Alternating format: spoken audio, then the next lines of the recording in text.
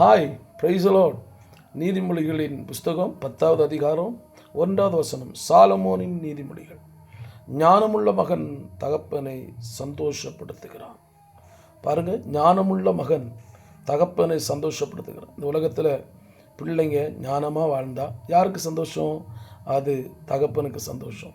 தகப்பனுடைய சந்தோஷம் பிள்ளைகளுக்கு ஆசீர்வாதமாக மாறும். அடுத்து பாருங்க, மூடத்தனமுள்ள மகனோ, யார் மூடத்தனம் உள்ளவனாக இருக்கிறானோ அவன் அந்த தாய்க்கு சஞ்சலத்தை உண்டு பண்ணுறான். மூடத்தனமான தகப்பன் சொல்கிறதையும் தாய் சொல்கிறதையும் கேட்காம தன் மனம் போன போக்கில் போகிற பிள்ளைகளினால தகப்பனுக்கும் தாய்க்கும் என்ன வருது? சஞ்சலம் வருது. இன்றைக்கி எத்தனையோ குடும்பங்கள் சஞ்சலப்பட்டுட்டு இருக்கிறீங்க.